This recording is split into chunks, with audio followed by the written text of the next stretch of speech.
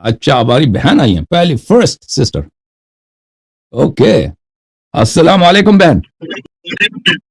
وعلیکم السلام یا علی مدد، کیسے ہیں آپ؟ یا علی مدد. اللہ تعالیٰ کا احسان. آپ کیسے ہیں؟ خیریت سے ہیں انشاءاللہ. سب سے پہلے تو معذرت، پتہ نہیں یہ سوال اوتھینٹک ہے بھی یا نہیں، بٹ یہ آپ مجھے بتائیں گے کہ قرآن پاک کو کیا واش روم میں لے کے جا سکتے ہیں؟ دیکھیں قرآن پاک کی آپ بے حرمتی نہیں کر سکتے، ٹھیک ہے نا. جو چیز بے حرمتی کے زمرے میں آتا ہے اس کو نہیں کر سکتے. لذا اگر انسان کے مجبور ہے، مثلا میں سفر پہ جا رہا ہوں، میرے بیگ میں قرآن ہے، بیگ کو اگر میں باہر رکھ دوں تو لوگ اٹھا کے لے کے جائیں گے، مجھے مجبوری کے طور پہ لے کے اندر جانا پڑتا ہے. تو اگر وہ یہ معاشرہ اس کو بے حرمتی نہیں کہتا، یہ بے حرمتی نہیں، وہ بیگ میں اندر لے کے جاؤں گا یا میرے جیب میں قرآن مجید ہے. تو یہ اس میں نے نہیں دیکھا کس طرح کوئی حرام ہو. ٹھیک ہے نا بہن. کوئی مجبوری نہیں ہے، بس قرآن پاک واش روم میں جانے والی کتاب تو نہیں ہے نا، نہیں لے جا سکتے نا. یعنی اگر بے حرمتی نہیں کر سکتے، بے حرمتی نہیں کر سکتے. اگر جیب میں ہے، میں وہاں پہ جا کے بیٹھتا ہوں، واپس آتا ہوں. اگر اس کو بے حرمتی نہیں سمجھا جائے گا تو مجھے نظر نہیں آتا کہ یہ کوئی حرام ہو، لیکن بچے احترام میں نہیں لے کے جانا چاہیے. میں نے کوئی روایت وغیرہ نہیں دیکھی ہے کہ یہ حرام ہو، فی نفسی ہی حرام ہے. دیکھیں ایک چیزیں بعض چیزیں فی نفسی حرام ہے. میں شراب نہیں پی سکتا، شراب میں کسی حالت میں نہیں پی سکتا بھائی. اس کی کوئی لوگ اچھے کہیں برے کہیں، میں بدنام ہوتا ہوں نہیں ہوتا، اس سے کوئی فرق ہی نہیں. میں شراب نہیں پی سکتا بھائی، لوگ نہ بھی دیکھیں نا، میں شراب نہیں پی سکتا. لیکن بعض چیزیں ہیں اس لیے کہ اگر وہ مثلا والدین کو تنگ کرنا یہ حرام ہے. اگر کوئی چیز والدین کو تنگ کرنا یا والدین کو اذیت کے زمرے میں آتا ہے تو وہ حرام ہے. اگر زمرہ نہیں آتا، مثلا میرے والدین تنگ ہوں گے اگر میں یہ کپڑا پہنوں، یہ کپڑا پہننا جائز ہے، لیکن اگر میرے والدہ کو بہت غصہ آ جائے گا، وہ بیچاری کہ اس نے یہ کپڑا وہ پسند ہی نہیں کرتی، تو میں نہیں پہن سکتا. ٹھیک ہے نا، کیونکہ ان کا اذیت کرنا میرے لیے حرام ہے. یا یہ کھانا فی نفسی جائز ہے، میں کھانا یہ چکن کڑھائی مجھے پسند ہے، میں روز کھانا چاہتا ہوں، لیکن یہ اگر کھاؤں گا تو فرض کریں اس پہ ایک عنوان ثانوی آ جاتا ہے، میرے والدین کو اذیت ہوگی یا میری بدنامی ہوگی یا کسی طرح سے میرے صحت کو خرابی ہوگی، تو پھر میں اس کو نہیں کھا سکتا. ٹھیک ہے نا. تو قرآن مجید کو باتھ روم میں لے کے جانا بھی میرے علم میں ایسی نہیں ہے کہ وہ خود بنفس ہی وہ حرام ہے، اگر بے احترامی نہیں ہے. اگر بے احترامی ہے تو بالخصوص بے شک نہیں کر سکتے. اگر بے احترامی محسوب نہیں ہوتا تو میں نے نہیں دیکھا کہ یہ حرام و فی نفسی ہی، لیکن میرا علم محدود ہے، ہو سکتا. جی سر بہن. جزاک اللہ. اور دوسرا سوال یہ تھا کہ قرآن مبین میں جو ایک آیت آئی ہے اہل بیت علیہ السلام کے بارے میں، انما یرید اللہ لیذھب عنکم الرجس اہل البیت ویطہرکم تطہیرا، جس میں اللہ تعالیٰ واضح فرما رہے ہیں کہ اللہ تعالیٰ نے اہل بیت سے گندگی کو، ناپاکی کو، نجاست کو بہت دور رکھا ہے، رائٹ؟ تو آپ کا ایک کلپ ہے جو کہ آیا ہے جس میں آپ نے کہا ہے کہ مولائے کائنات امیر المومنین علی ابن ابی طالب علیہ صلاۃ والسلام واش روم جاتے تھے، پیشاب کرتے تھے، پھر استنجا کرتے تھے، پھر غسل بناتے تھے، وضو بناتے تھے. تو مولا بھی تو ناطق قرآن ہے، تو وہ کیسے واش روم جا سکتے ہیں؟ وہ کیسے یہ سب کام کر سکتے ہیں جبکہ پیشاب ایک نجاست چیز ہے اور وہ نجس چیز ہے، اور اللہ قرآن میں کہہ رہا ہے کہ اہل بیت سے نجاست دور ہے. تو آپ نے یہ کلپ دیکھیں کیا ہے جو دیکھیں آیت تطہیر میں جو میں عرض کر رہا ہوں آپ کی خدمت میں، آیت تطہیر میں جو رجس کو دور کہا گیا وہ گناہوں کا رجس ہے، خطا کا ہے، غفلت کا ہے، بری عادات کا ہے، اور ان چیزوں کو اللہ تعالیٰ نے دور کیا. اب ظاہری جو ناپاکی ہے، میں عرض کروں، اب امام علیہ السلام مثلا بیٹھے ہیں، آپ ایک بچے کو ان کو گود میں دیتے ہیں، بچہ پیشاب کرتا ہے، یہ پیشاب امام علیہ السلام کو نہیں لگے گا. یہ کوئی حدیث، یہ کوئی دلیل نہیں کرتا آیت تطہیر کے پیشاب اگر بچہ امام کے گود میں ہو، بچہ پیشاب کرے. یا امام علیہ السلام جنگ میں کافر کو انہوں نے زور سے تلوار مارا، کافر کے گلے سے خون فوارہ کرتا ہے، خون سپلیش کرتا ہے، وہ امام علیہ السلام پہ نہیں لگے گا. کوئی دلیل نہیں، آیت تطہیر اس کی دلالت نہیں کرتا کہ خون ان کو نہیں لگے گا. یا ایک شخص زخمی ہے، ٹھیک ہے نا، امام علیہ السلام اس کو اٹھاتے ہیں، ان کا کوئی ساتھی ہے یا مر چکا ہے، وہ اس کا لاشا اٹھاتے ہیں، لے کے جانا ہے اس کو. اب اس کا خون امام علیہ السلام کے کپڑے پہ لگے گا، ٹھیک ہے نا، خون انسان کا خون تو ناپاک ہے. آپ کہہ دو کہ یہ نہیں لگتا، اس آیت تطہیر اس پہ دلالت نہیں کرتا. پہلی بات یہ ہے کہ ظاہری اس پہ دلالت نہیں کرتا. پھر دیکھیں ائمہ طاہرین علیہ الصلوۃ والسلام یہ کہ یہ قضاء حاجت کرتے تھے، اس میں تو شک ہی نہیں. اس کے روایت شیعہ مخالفین سب نے روایت کیا ائمہ اطہار علیہ السلام نے کبھی ادعا نہیں کیا ہے کہ ہم باتھ روم کا یوز نہیں کرتے، کسی حدیث میں بھی نہیں ہے، احادیث میں بہت زیادہ ہے، وضو بناتے تھے، غسل کرتے تھے، قضاء حاجت کرتے تھے، استنجا کرتے تھے، ٹھیک ہے نا، اور لیکن کسی حدیث میں نہیں ہے کہ ان کا پیشاب نجس ہے. میں نہیں کہتا کہ ان کا پیشاب نجس ہے، میں نہیں کہتا کہ ان کا جو مدفوع ہے وہ نجس ہے، ٹھیک ہے نا، وہ ان کا جو پیشاب، ان کا جو مدفوع ہے وہ زمین کو حکم تھا کہ اس کو نگل لیں. زمین کسی نے پیغمبر صلی اللہ علیہ وسلم لوگوں کا پیشاب وغیرہ نہیں دیکھا، کیونکہ ان کو حکم ہے کہ وہ اس کو نگل لیں. تو لیکن وہ استنجا کرتے تھے. ائمہ طاہرین علیہ السلام رسول اللہ صلی اللہ علیہ وسلم کے متعلق حدیث ہے کہ وہ اپنی پیشاب سے بہت احتیاط کرتے تھے کہ پیشاب کی چینٹیں ان کو نہ پڑیں، ٹھیک ہے نا. تو آیت تطہیر کا اس سے تعلق نہیں. آیت تطہیر کس کو کہتا ہے کہ ائمہ طاہرین علیہ السلام شک رجس ہے، انسان شک کرے، شک نہیں ہے ان میں، انسان نستجیر باللہ بری عادتوں میں مبتلا ہو، خطا میں مبتلا ہو، گناہ میں مبتلا ہو، یہ ان چیزوں کا آیت تطہیر اس کا متعلق ہے. آیت تطہیر اس کا متعلق نہیں ہے کہ امام علیہ الصلوۃ والسلام ادھر بیٹھے ہیں، بھائی اگر ادھر بچہ آ گیا، بچے نے ان کے گود میں پیشاب کیا تو اب پیشاب جو ہے ہوا میں جائے گا، آسمان میں جائے گا، زمین پہ نہیں آئے گا. یہ آیت تطہیر کا اس کا مطلب یہ نہیں ہے. سمجھ میں آئی نا بات آپ کو، کہ ہم نے اللہ نے ان کو پاک کیا ہے. یہ جو رجس کی بات ہے شیطانی والے کاموں سے اللہ نے پاک کیا ہے. ظاہری اس کا مطلب یہ نہیں ہے کہ امام علیہ الصلوۃ والسلام باتھ روم نہیں جائیں گے. احادیث میں بہت زیادہ ہے کہ ائمہ طاہرین علیہ الصلوۃ والسلام یوز کرتے تھے، کھانا کھاتے تھے، اس کے بعد سوتے تھے، اور سب کچھ، وضو بناتے تھے، حمام جاتے تھے، سب کچھ. جی سر، جی بہن. سارے غسل ان پہ واجب تھے، جتنے بھی واجب غسل. کا مجھے نہیں معلوم، دیکھیں میں نہیں کہتا کہ واجب تھے، یعنی غسل کرتے تھے، باہر حمام جاتے تھے، غسل کرتے تھے. واجب کا میں نے نہیں کہا کن پہ واجب تھا، بھائی میں نے یہ نہیں کہا واجب تھا، ٹھیک ہے نا. بس وہ غسل کرتے تھے. غسل کرتے تھے، وضو بناتے تھے، پاکیزہ کپڑے پہنتے تھے، کپڑے چینج کرتے تھے. بالکل بالکل بالکل. ایک اور سوال ذاکرین کیا سناتے ہیں آپ کو؟ ائمہ طاہرین علیہ السلام نہیں نہاتے تھے؟ نہیں، ہم نے جہاں تک سنا، بچپن سے سنتے آئے، اب تک سنا مجالس میں اہل ممبر سے کہ ائمہ علیہ الصلوۃ والسلام نور ہیں، اور نور کو کون سا غسل، اور نور پہ کوئی نجاست یا ایسی چیز نہیں ہے. یہ آپ کا ایک نور کلپ ہیں، سنا تھا جو کہ دیکھیں مجھے کافی ڈاؤٹ نور ہیں، چل رہا بلا تھا. شک اللہ نے ان کو نور سے بنایا ہے، نور سے بنایا ہے، اللہ تعالیٰ نے ان کو نور سے بنایا ہے، لیکن وہ اس دنیا میں انسان کی طرح رہتے تھے. جو انسانی تقاضے ہوتے ہیں نا، انسان بچہ ہوتا ہے، بڑا ہو جاتا ہے، بیمار ہو جاتا ہے، کھانا کھاتا ہے اور قضاء حاجت کرتا ہے. یہ دیکھیں ائمہ طاہرین علیہ السلام اگر کہہ دیتے کسی جگہ، ایک حدیث بھی ہوتی کہ وہ باتھ روم نہیں یوز کرتے، تو پھر کوئی گنجائش تھی کہ بھئی ہم کہتے کہ وہ باتھ روم یوز نہیں کرتے. کب انہوں نے اس کا ادعا ہی نہیں کیا، بلکہ میں آپ کو حدیث دکھاؤں، بلکہ انہوں نے اس کے برعکس ائمہ طاہرین علیہ السلام نے کہا کہ یہ باتیں ہمیں نسبت نہ دو. میں آپ کی خدمت میں دکھاؤں، اگر میں آپ کو دکھا سکوں. بہن ایک منٹ میں آپ انتظار کریں، میں آپ کو دکھاؤں. میں نے حدیث اس کی دکھا دی ہوں. میں اگر جن لوگوں نے مجھ سے پوچھا تھا نا، ایک منٹ،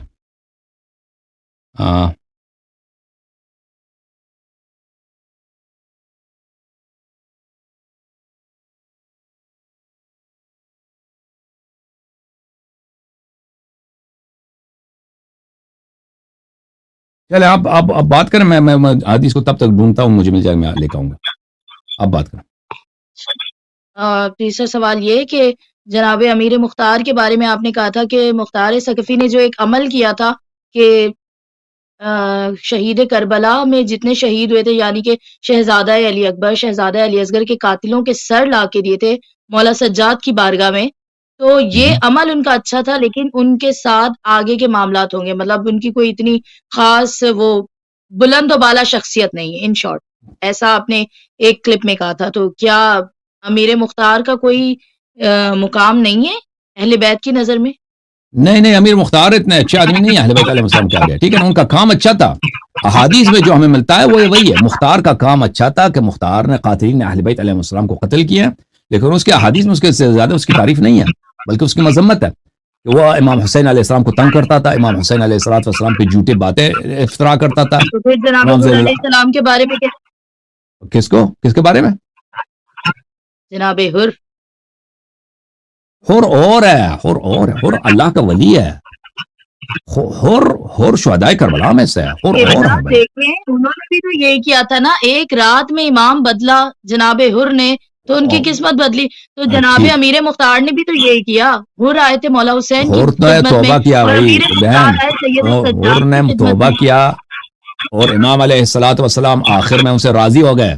مختار کے متعلق تو یہ تو نہیں کہ اس نے توبہ کیا یا امام علیہ السلام آخر میں اس سے راضی ہو گئے، مختار تو آخر تک کسا نہیں امام رہا، اس کا سجاد وہ شیعہ بھی نہیں تھا، مختار شیعہ بھی نہیں امام تھا۔ سجاد کے چہرے پر تبسم آیا تھا جب انہوں نے قاتلان حسین کے سر دیکھے تھے، جب امیر بالکل مختار نے لا کے خدمت امام میں سر پیش کیے تو مولا مسکرائے تھے، کربلا کے بعد پہلی بار۔ ٹھیک ٹھیک ہے، بالکل صحیح ہے، وہ اچھا کام ہے، ہم اس کو انکار نہیں کرتے، اس نے اچھا کام کیا، لیکن اس کا مطلب یہ نہیں کہ وہ شیعہ تھا، اس کا مطلب یہ نہیں کہ وہ اپنے برے عقیدے سے پھر گیا تھا، اس کا مطلب یہ نہیں کہ وہ اس نے جو اہل بیت علیہ السلام کو اذیتیں کی ہیں اس سے بھی وہ اس نے توبہ کیا تھا، ٹھیک ہے۔ حر تائب ہے، حر اللہ کا ولی ہے، حر کا قیاس مختار سے نہ کرو، حر وہ ہے جس سے امام حسین علیہ السلام راضی ہیں، مختار وہ تو نہیں ہے، مختار کے اچھے کام ہیں، اس کام سے راضی ہیں، اس کام سے راضی ہیں، اس کام سے، اس سے زیادہ نہیں، اس کام یہ کام اس نے اچھے کیا، اس کام سے راضی ہیں، عرض یہی ہے تو کہ مولا اگر نے آپ دعا بھی تو دی تھی۔ وہ دعا آپ نقل کرو، دکھاؤ ہمیں وہ دعا کیا اس بات پہ دلالت کرتی ہے کہ امام علیہ السلام اس کے سارے افعال سے راضی ہو گئے؟ دیکھیں بھائی، کوئی ثابت کرے ادھر مختار شیعہ تھا، چھوڑ دیں، ہم اپنے سارے باتوں کو پھیل لیں گے، مختار شیعہ ہی نہیں تھا، اور حر شیعہ تھے، اور جناب بالکل حر شیعہ شیعہ تھے، تھے۔ بالکل جب کربلا میں آئے انہوں نے امام حسین علیہ الصلوۃ والسلام کے بارگاہ میں وہ شیعوں کے سردار بن گئے، شیعوں کے آقا بن گئے۔ لیکن وہ توبہ سے پہلے اور مولا کی بارگاہ میں معافی مانگنے سے پہلے تک تو وہ یزید کے لشکر میں تھے نا، یزید کے لشکر کے سپاہ سالار تھے۔ یزید کے لشکر میں تھے جب امام حسین علیہ السلام کے بارگاہ میں آئے، اور وہ اس تب سے تک تو وہ پہلے مسلمان تھے نا، نہیں تب یہ تک تو اس مسلمان تھے نا۔ سے پہلے بھی وہ اس کے صحیح العقیدہ ہونے کی دلیل ہے، اس سے پہلے بھی کہ وہ ٹھیک ہے وہ لشکر میں تھا، اس کو زبردستی لشکر میں بھیجا گیا تھا، اور اس نے امام حسین علیہ السلام نے جب اس سے کہا ثقلت کا امک یا حر، اے محر تیری ماں تیرے عذاب پہ روئے، تو اس نے کہا عرض یہی کیا تھا کہ مولا آپ میری ماں کو جتنا برا بلا کہہ دیں، میں آپ کی ماں کے متعلق سوائے تعریف کے کچھ نہیں کہہ سکتا، اور یہ دلالت کرتا ہے کہ آپ جو کہہ رہے ہیں نا کہ وہ حر، ہمارے پاس کوئی دلیل نہیں کہ اس سے پہلے حر شیعہ نہیں تھا، حر شیعہ نہیں تھا، اگر تو شیعہ نہیں مطلب جو بھی تھا۔ مسلمان کہتے ہیں کہ کربلا میں امام حسین کو شہید کرنے میں شیعہ بھی شریک تھے، تو کیا یہ بات کہیں تک سچ ہے کہ ہم شیعہ بھی موجود تھے مولا کے قتل میں، مولا کی شہادت میں ہم شیعہ بھی یہ تھے اور موجود؟ سوال، یہ اور سوال ہے، یہ اور سوال ہے، یہ اور سوال ہے، یہ اور سوال ہے۔ تو پھر جناب کوفے حر والے کیسے شیعہ ہو گئے؟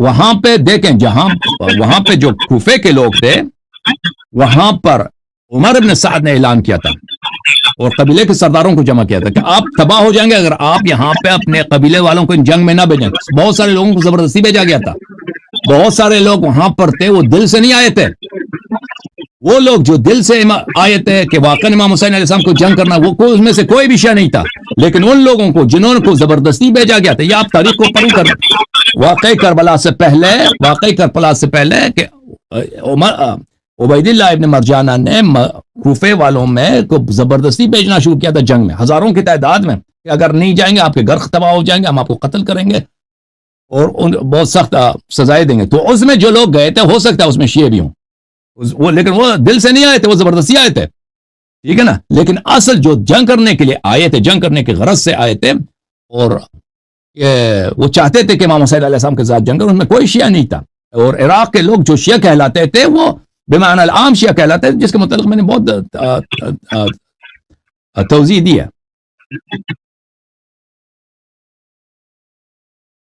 تو آپ کا کہنا ہے کہ امیر مختار جو تھے ان کا کام اچھا تھا، وہ خود اچھے نہیں تھے، ان کا کمپیریزن ہم جناب میں حر نہیں علیہ کہتا السلام بھائی سے آپ اہل بیت علیہ السلام کا حدیث کہتے ہیں، میں نہیں کہتا اہل بیت طاہرین علیہ السلام کی روایات کہتے ہیں، آپ ایک روایت دکھائیں کہ مختار جو ہے اہل بیت علیہ الصلوۃ والسلام نے مختار کو شیعہ کہا ہو، یا کوئی بھی دلیل لے کہ وہ مختار شیعہ تھا۔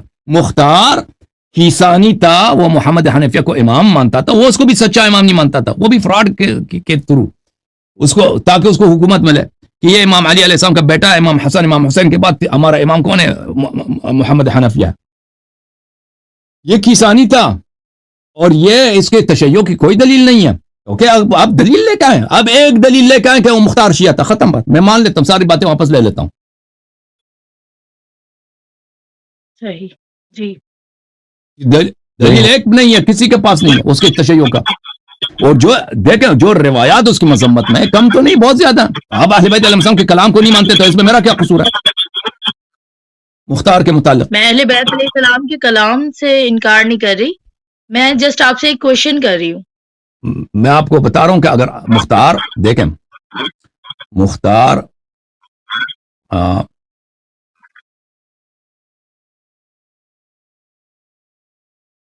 بہت زیادہ روایات میں ہے اس مختار کی مذمت ہے. دیکھیں کہ مثلا اس نے امام حسن مجتبی علیہ الصلوۃ والسلام کو اس نے کوشش کی تو اس کو زندہ پکڑ کے معاویہ کے سپرد کیا جائے, اور اس کی جو مذمت ہے اللہ آپ کو بھلا کرے, اس نے روایات میں, ہمارے روایت میں موجود ہے کہ وہ امام حسین علیہ الصلوۃ والسلام پہ تہمت لگاتا تھا, امام زین العابدین علیہ السلام پہ تہمت لگاتا تھا, اور اللہ آپ کا بھلا کرے. اور وہ کیسانی تھا, رجال نجاشی میں واضح طور پہ کہہ رہا ہے, رجال کشی میں ظاہر کہ وہ کیسانی تھا, وہ اس کا عقیدہ بھی, اور بہت سارے شیعہ اور مخالفین دونوں روایت کی کہ وہ کیسانی تھا, وہ شیعہ نہیں تھا. اور اس کے علاوہ اس کی کیا تعریف ہو سکتی ہے؟ ہم اس کو برا نہیں کہتے, ہم اس کو گالی نہیں دیتے کہ وہ برا آدمی, اس کو گالی دیں, لیکن اس کے متعلق وہی کہتے ہیں, اسی بات کی تصدیق کرتے ہیں جو اہل بیت علیہ السلام کا موقف ہے. اہل بیت علیہ السلام کے روایات میں مختار کی تعریف نہیں ہے, اس کے فعل کی تعریف ہے, اس کے اپنے کہ وہ حر کی طرح تھا, حر کے جوتے کے برابر بھی نہیں تھا وہ مختار, اس کے کیا حر سے کیا ملاقات, وہ کیا مقایسہ. اوکے بہن, thank you. Thank you. Okay, اللہ آپ کو جزائے خیر. اللہ حافظ. اللہ حافظ. اللہ حافظ. اسی حدیث میں ہے کہ اہل بیت علیہ السلام حمام نہیں جاتے تھے. بھائی یہ بھی کسی امام نے ادعا کیا کہ اہل بیت علیہ السلام حمام نہیں جاتے تھے. کتنے زیادہ حدیث میں کہ اہل بیت علیہ السلام حمام کا یوز کرتے تھے, وضو لیتے تھے, غسل کرتے تھے, کپڑے چینج کرتے تھے, پاکیزہ کپڑے پہنتے تھے. رسول اللہ صلی اللہ علیہ وسلم اسی طرح استنجا کرتے تھے. کتنے اس کا حدیث زیادہ. اب جو ہے آپ لوگ اپنا اگر ایک بھی حدیث میں آنا تو انہوں نے کہا کہ ہم یہ کام نہیں کرتے تو وہ ہمیں دکھا دو. میں آپ کی خدمت میں, وہ روایات کہاں گئی؟ ملاحظہ فرمائیے سورہ فرقان میں وَقَالُوا مَا هَذَا الرَّسُولِ مَا لِهَذَا الرَّسُولِ, سورہ فرقان آیت نمبر 7. مشرکین کہتے ہیں وَقَالُوا مَا لِهَذَا الرَّسُولِ يَأْكُلُ الطَّعَامَ, یہ کیسا پیغمبر ہے, یہ تو کھانا کھاتا, وَيَمْشِي فِي الْأَسْوَاقِ, اور یہ سڑک پہ بھی چلتا ہے, یہ تو بالکل انسانوں جیسا. لولا انزل الیہ ملک فیکون معه نذیرا, اس کے ساتھ اگر ایک فرشتہ ہوتا وہ ہمیں بتاتا پھر ہم اس کی تصدیق کرتے نا. نہیں, یہ تو سڑک میں بھی جاتا ہے, کھانا بھی کھاتا ہے, اور کھانا کھانا اکثر کنایا ہوتا ہے کس بات کا؟ باتھ روم یوز کرنے کا. یہ تو کفار والی ہے. یہ کتاب من لا یحضر الفقیہ للصدوق رحمہ اللہ, جلد نمبر 1. امام جعفر صادق علیہ السلام نے فرمایا رسول اللہ صلی اللہ علیہ وآلہ وسلم کان اشد الناس توقیا للبول, رسول اللہ صلی اللہ علیہ وآلہ وسلم سب لوگوں سے زیادہ احتیاط کرتے تھے کہ پیشاب کی چینٹیں ان پہ نہ پڑیں. حتى انه اذا كان اراد البول عمد الى مكان مرتفع من الارض او مكان يكون فيه التراب الكثير كراهيه ان ينضح عليه البول. جب وہ پیشاب کرنا کرتے تھے نا تو کسی مرتفع مکان, اونچی مقام پہ یا ایسے مقام پہ جہاں پہ مٹی ریتی نرم ہو, پیشاب کرتے تھے تاکہ ان پہ چینٹیں نہ پڑیں.